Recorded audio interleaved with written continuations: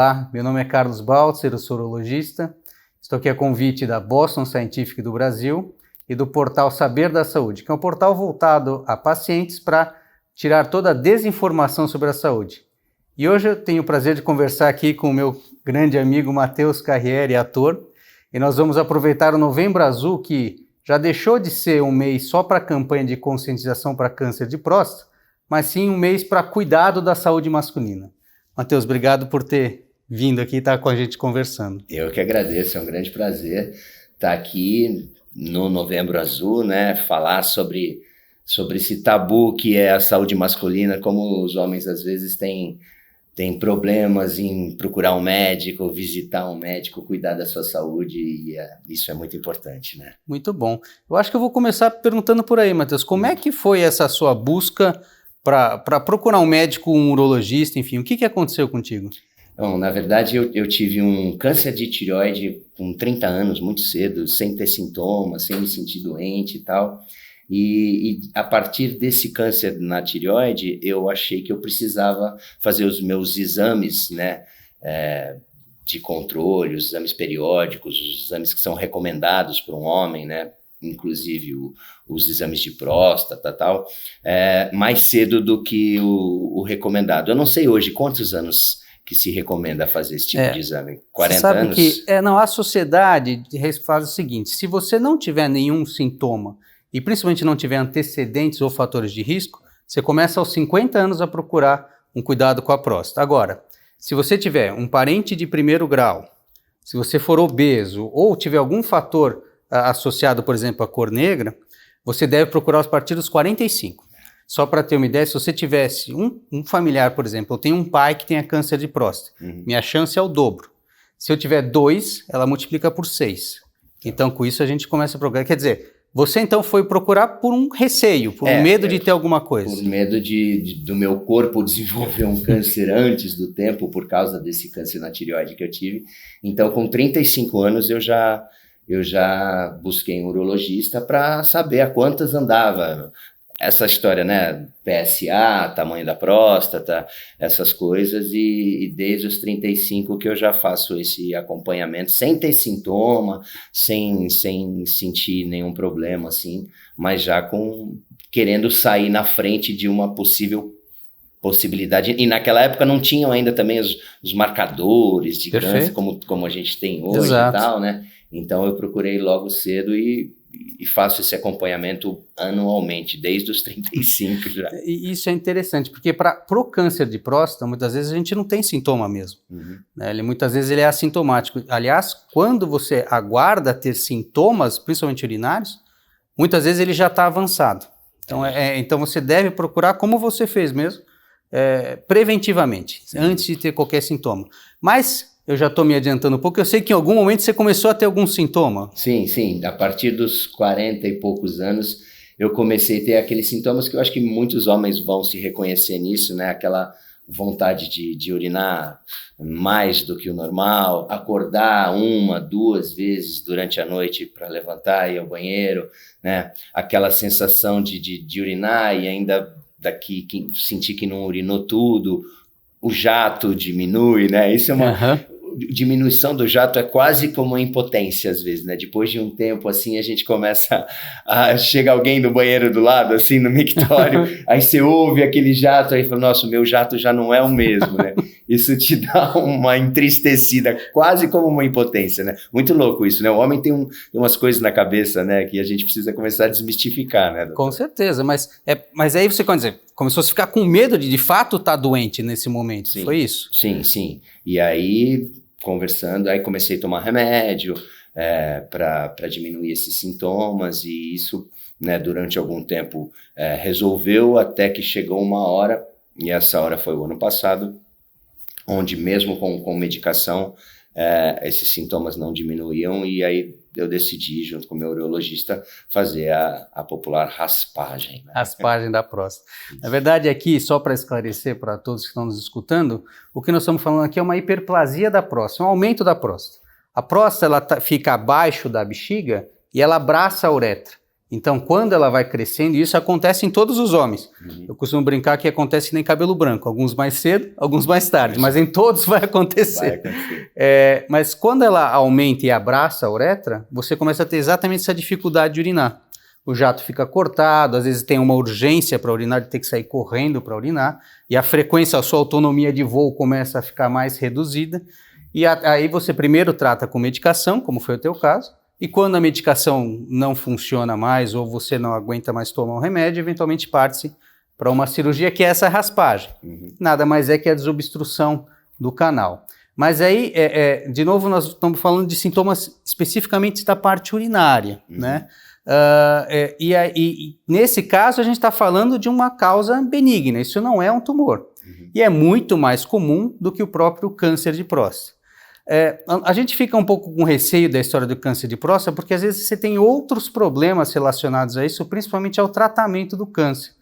Nós vamos falar um pouco de incontinência, de perda de urina, e um pouco de impotência, que é a questão da disfunção erétil.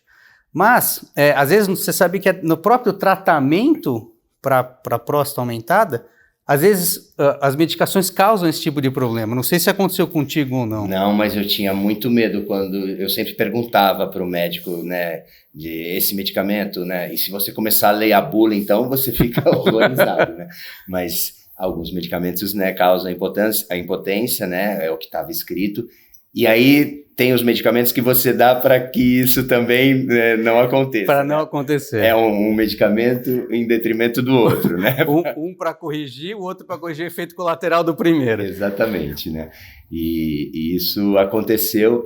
E é engraçado, né? Porque eu estava pensando enquanto você falava, doutor, como a impotência é uma coisa que causa tanto temor para o homem, né? Mas isso não motiva, às vezes, o homem a fazer A gente tem muito médico impotente, mas isso não encoraja a gente a procurar um médico para tentar prevenir isso, né? E é um dos grandes medos, acho que, do homem, né? A gente tem esse tabu, essa coisa, né? E a gente se preocupa muito com isso, mas às vezes não faz nada para que isso não aconteça. Perfeito. Né?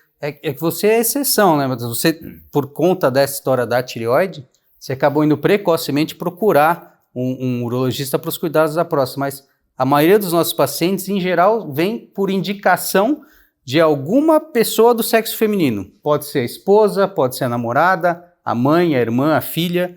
A maioria dos pacientes só vai lá porque nós, homens, não temos essa cultura de prevenção.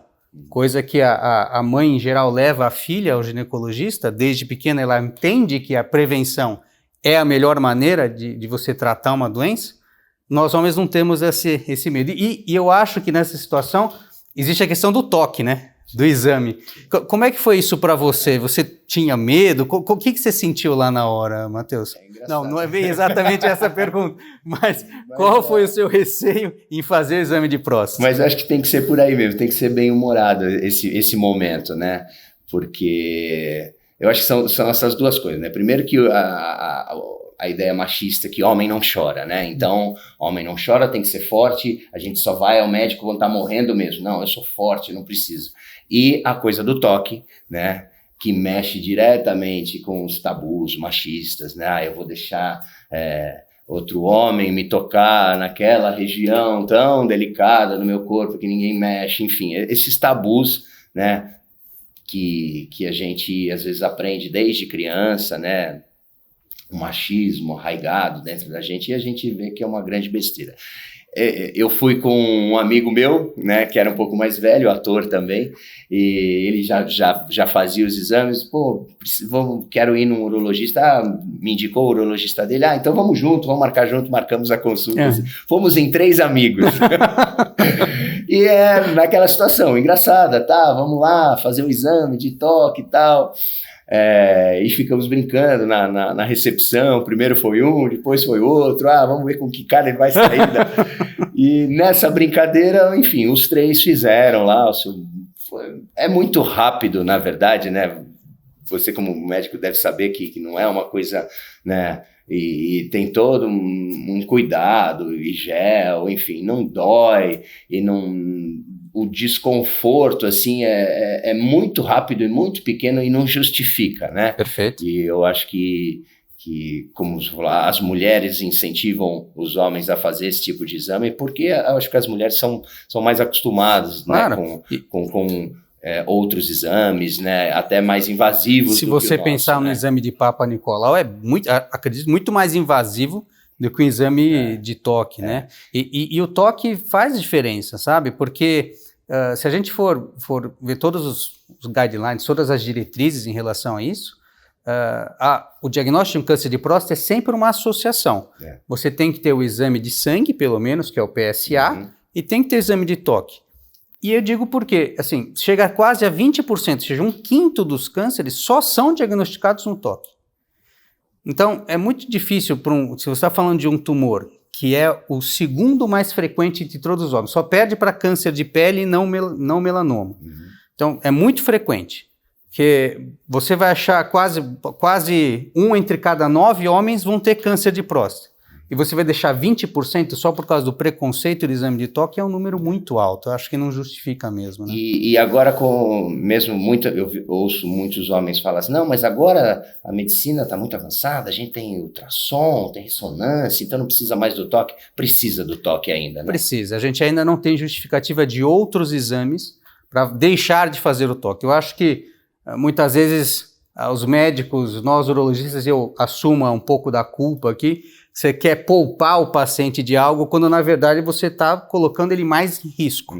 O ideal é você conversar assim, e fazer o exame, que é uma coisa absolutamente natural, e com isso garantir a segurança de um diagnóstico precoce, que é o que a gente consegue fazer.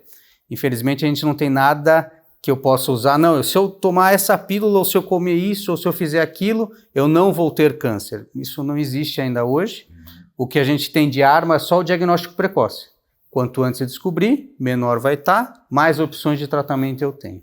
Que ótimo, né? Então, aproveitando, né, esse Novembro Azul, né, incentivar os homens, né, a perderem esse medo, esse tabu, e cuidarem da sua saúde, pensando até na sua família, que vai querer ter contato com você saudável e vivo por muitos anos mais. Com certeza, porque a consequência de um não tratamento você carrega por décadas. Então, se você não tiver o diagnóstico precoce, esse cuidado que você teve, Matheus, você pode comprometer muito a sua qualidade de vida. Matheus, eu queria te agradecer a conversa. Foi um prazer. Espero que essa conversa sirva de ânimo, né, para as pessoas pegarem o telefone, hoje em dia seu aplicativo, vai lá e busque o seu médico, busque um urologista, busque uma indicação, né, para começar a se cuidar, né, eu acho importante. Com certeza. Aproveitando então Novembro Azul, agradecendo novamente a Boston Scientific do Brasil e ao portal Saber da Saúde pela oportunidade, pelo grande prazer de poder conversar aqui com o Matheus. Obrigado, Matheus. Foi um prazer, obrigado a vocês.